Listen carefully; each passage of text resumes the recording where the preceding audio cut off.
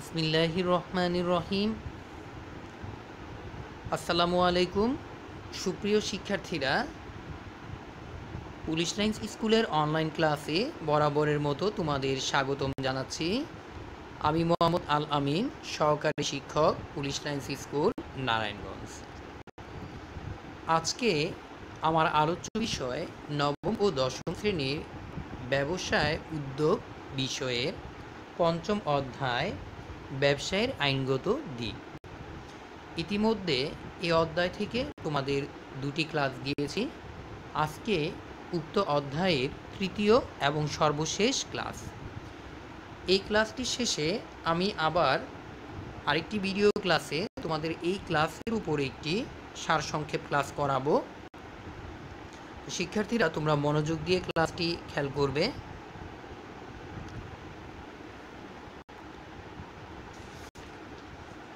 শুরুতে আমি আলোচনা করছি কপিরাইট নিয়ে। কপিরাইটও একটি গুরুত্বপূর্ণ বুদ্ধিভিত্তিক সম্পদ, যা রক্ষা করার ব্যবস্থা না করলে এর স্বত্বাধিকারী বা মালিক ক্ষতিগ্রস্ত হয়। পূর্বের ক্লাসগুলোতে আমরা প্যাটেন্ট ও ট্রেডমার্ক সম্পর্কে জেনেছিলাম। প্যাটেন্ট ও ট্রেডমার্কের মতো কপিরাইটও একটি গুরুত্বপূর্ণ বুদ্ধিভিত্তিক সম্পদ। কপিরাইটের মাধ্যমে সাহিত্য, শিল্পকর্ম ও অন্যান্য শিল্পকলা সৃষ্টিকারীকে তার সৃষ্ট মেধা সম্পদ ব্যবহারের একচ্ছত্র অধিকার প্রদান করা হয়। তাহলে শিক্ষার্থীরা, তোমরা কিন্তু পরীক্ষার সময় প্যাটেন্ট এবং কপিরাইট এই দুটির মধ্যে একটু ঝামেলায় পড়ে যাবে। একটু ভালো করে খেয়াল করো যে প্যাটেন্ট হলো পণ্যের উপর, প্যাটেন্ট হলো কোনো পণ্য বা বস্তুর উপর, আর কপিরাইট হলো কোনো শিল্পকর্মের উপর। আমি আবারও বলছি, কপিরাইট হলো শিল্পকর্মের উপর, আর প্যাটেন্ট হলো কোনো বস্তুর উপর। গল্প, নাটক, প্রবন্ধ, কবিতা জাতীয় সাহিত্যকর্ম, চিত্রকর্ম, চলচ্চিত্র, সঙ্গীত, যন্ত্রসঙ্গীত, ভাস্কর্য, স্থাপত্যকলা কপিরাইট দ্বারা সংরক্ষিত হয়। তাহলে শিক্ষার্থীরা, আমি কপিরাইটের একটি সংজ্ঞা বলছি, তোমরা লিখে নিতে পারো।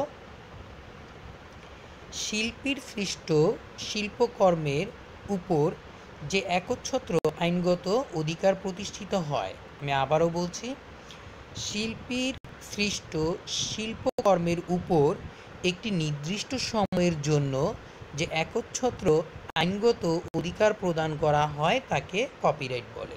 তাহলে কপিরাইট বিষয়টি কিসের সাথে জড়িত? শিল্পকর্মের সাথে। বর্তমানে কম্পিউটার সফটওয়্যারও কপিরাইট দ্বারা সংরক্ষিত হয়।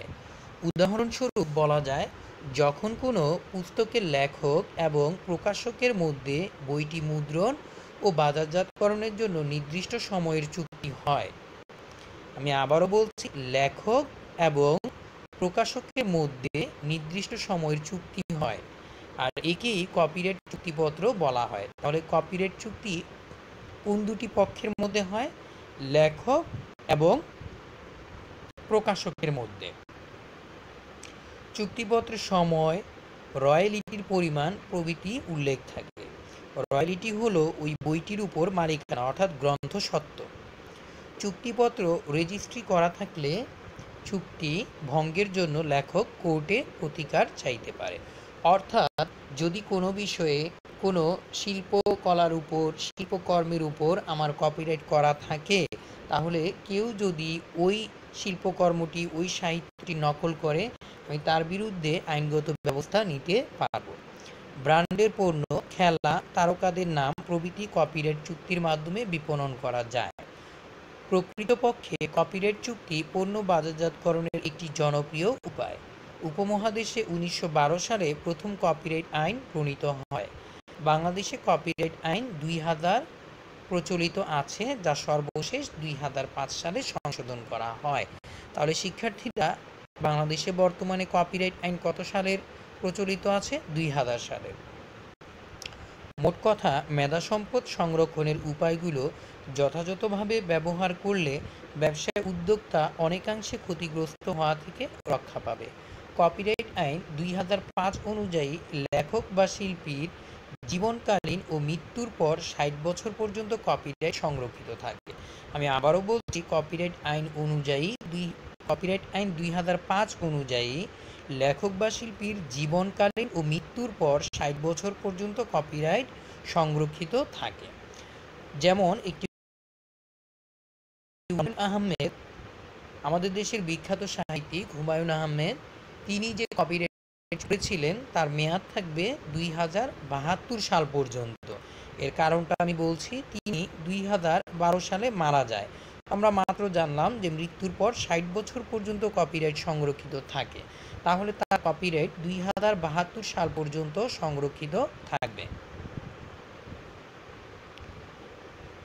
Bangladesh standards and testing institutions, যাকে সংক্ষেপে বলা হয় বিএসটিআই, কোনো বিশেষ পণ্য উৎপাদন ও বিপণন করতে চাইলে বা সেই বিশেষ পণ্যটিকে বাজারে প্রচলিত অনুরূপ অন্যান্য পণ্য থেকে আলাদা হিসেবে প্রতিষ্ঠিত করতে চাইলে প্রয়োজন বোধে সেই পণ্যের প্রতীক রেজিস্ট্রেশন বা নিবন্ধীকরণ করতে হয়। এর জন্য দায়িত্বপ্রাপ্ত প্রতিষ্ঠান হচ্ছে Bangladesh standards and testing institution বা বিএসটিআই। অর্থাৎ পণ্যের প্রতীক কোথায় নিবন্ধন করতে হয়? বিএসটিআই। এটি শিল্প মন্ত্রণালয়ের অধীনে একটি সংস্থা। তাহলে বিএসটিআই কোন মন্ত্রণালয়ের অধীনে? শিল্প মন্ত্রণালয়। নির্ধারিত ফর্মে আবেদন করে এবং প্রয়োজনীয় ফি জমা দিয়ে পণ্য প্রতীক বা ট্রেডমার্ক নিবন্ধীকরণ করা যেতে পারে। তদুপরি কতিপয় নির্ধারিত পণ্যের মান নিশ্চিত করার লক্ষ্যে নির্ধারিত মান অনুযায়ী সেই সকল পণ্য উৎপাদন করে বিএসটিআই থেকে বাধ্যতামূলকভাবে সনদপত্র বা সার্টিফিকেট নিতে হয়। তাহলে পণ্যের মান নিশ্চিত করে কোন প্রতিষ্ঠান? বিএসটিআই।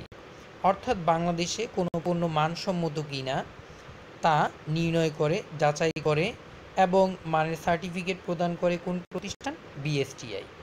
বিএসটিআই বাধ্যতামূলকভাবে সার্টিফিকেটের আওতাধীন পণ্যের তালিকা সংরক্ষণ করে। নির্ধারিত মান অনুযায়ী পণ্য উৎপাদন না করলে সংশ্লিষ্ট প্রতিষ্ঠানের বিএসটিআই কর্তৃক প্রদত্ত সার্টিফিকেশন বা লাইসেন্স বাতিল হয়ে যাবে। তো শিক্ষার্থীরা, এর উদাহরণ দেখার জন্য তোমরা দোকান থেকে একটি পটেটো চিপস কিনে দেখবে যে তার পিছনে বিএসটিআই এর প্রতীক রয়েছে, লোগো রয়েছে। আর যেগুলোতে বিএসটিআই এর প্রতীক থাকে না, ধরা যায় সে সকল পণ্যগুলো মানসম্মত না। কোনো কোনো পণ্য বিএসটিআই এর বাধ্যতামূলক সার্টিফিকেশন মার্কের আওতাধীন এবং সেই সকল পণ্যের নির্ধারিত মান কেমন তা বিএসটিআই থেকে জানা যায়। উৎপাদিত পণ্যের মান নিয়ন্ত্রণের জন্য বিএসটিআই প্রয়োজনীয় সহযোগিতা প্রদান করে থাকে। বীমা, ইন্স্যুরেন্স। কোনো না কোনো কারণে ব্যবসায় ক্ষতির সম্ভাবনাকে ব্যবসায় ঝুঁকি বলে। আমি আবারও বলছি, কোনো না কোনো কারণে ব্যবসায় ক্ষতির সম্ভাবনাকে ব্যবসায় ঝুঁকি বলে। ঝুঁকি ছাড়া কোনো ব্যবসায় হয় না। প্রাকৃতিক ও অপ্রাকৃতিক কারণে ব্যবসায় প্রতিষ্ঠান ঝুঁকির সম্মুখীন হয়। প্রাকৃতিক কারণগুলোর মধ্যে ঝড়, বন্যা, সাইক্লোন, অতিবৃষ্টিপাত অন্যতম। এছাড়া চুরি, ডাকাতি, অপহরণ, অগ্নি, নৌ, রেল ও মোটর দুর্ঘটনার কারণে ব্যবসায় প্রতিষ্ঠান ব্যাপক ক্ষয়ক্ষতির সম্মুখীন হয়। এসব ঝুঁকি পরিহার বা কমানোর ক্ষেত্রে বীমাকরণ একটি উত্তম উপায়। বীমা একটি ব্যবসা বটে। শিক্ষার্থীরা, আমি আরেকটু বলছি, ভালো করে খেয়াল করো। মানুষের ভবিষ্যৎ সর্বদা অনিশ্চিত, আর এরূপ অনিশ্চিত ভবিষ্যতের হাত থেকে রক্ষা পাওয়ার জন্যই বীমা ব্যবসায়ের উৎপত্তি। যে চুক্তির মাধ্যমে কোনো প্রতিষ্ঠান বা কোম্পানি কর্তৃক নির্দিষ্ট প্রিমিয়ামের বিনিময়ে কোনো নির্দিষ্ট ব্যক্তি বা বিষয় সম্পত্তি সম্পর্কিত কোনো ঘটনাজনিত ক্ষতির বা ঘটনার জন্য নির্দিষ্ট পরিমাণ অর্থ প্রদান করা হয় তাকে বীমা চুক্তি বলে। অর্থাৎ কোনো ব্যক্তি বা কোনো সম্পত্তি সম্পর্কিত ঝুঁকির বিপক্ষে যে আর্থিক প্রতিরক্ষা ব্যবস্থা তাকে বলা হয় কি? বীমা চুক্তি। উক্ত ক্ষতিপূরণের জন্য বা নির্দিষ্ট অর্থ প্রদানের জন্য যে পক্ষ স্বীকৃত হয় তাকে বীমাকারী এবং যার ক্ষতিপূরণের জন্য বা যাকে অর্থ প্রদানের জন্য উক্ত চুক্তি সম্পাদিত হয় তাকে বীমা গ্রহীতা বলে। আমরা স্বাভাবিকভাবে বুঝবো যে আমরা যারা ব্যক্তি বীমা কোম্পানিতে গিয়ে বীমা করি তারা হলো বীমা গ্রহীতা, আর যে কোম্পানি আমাদের বীমা করায় তারা হলো কি? বীমাকারী। তাহলে বীমা চুক্তিতে কয়টি পক্ষ? দুইটি। একটি হলো বীমা গ্রহীতা এবং অন্যটি বীমা কোম্পানি বা বীমাকারী। চুক্তি অনুযায়ী বীমা গ্রহীতা এককালীন বা নিয়মিত কিস্তিতে যে নির্দিষ্ট পরিমাণ অর্থ বীমাকারীকে প্রদান করে তাকে প্রিমিয়াম বলে। তাহলে চুক্তি অনুযায়ী আমরা সাধারণ মানুষরা বীমা কোম্পানিতে নির্দিষ্ট সময় পর পর যে নির্দিষ্ট অর্থ প্রদান করব তাকে বলা হয় কি প্রিমিয়াম। বীমা চুক্তি যে দলিল দ্বারা সম্পাদিত হয় তাকে বীমাপত্র বলে। অর্থাৎ যেই কাগজটার মাধ্যমে আমি কোম্পানির সাথে চুক্তি করি সেটাকে বলা হয় কি বীমাপত্র। বীমাপত্রে বীমার যাবতীয় শর্ত লিখিত থাকে। বীমাকে ক্ষতিপূরণের চুক্তি বলা হয়, তবে জীবন বীমার ক্ষেত্রে তা প্রযোজ্য নয়। শিক্ষার্থীরা আমি আবারও বলছি, বীমাকে বিশেষ করে সম্পত্তি বীমাকে ক্ষতিপূরণের চুক্তি বলা হয়, তবে জীবন বীমার ক্ষেত্রে তা প্রযোজ্য নয়।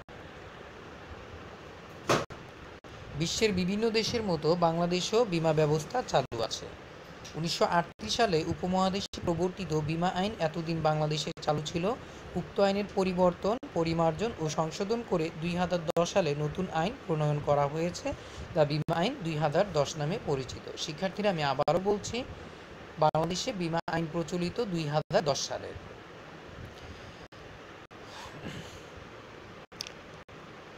পিছনের একটি লাইন আমি আবারও রিপিট করছি, তোমরা মনোযোগ দিয়ে শুনবে।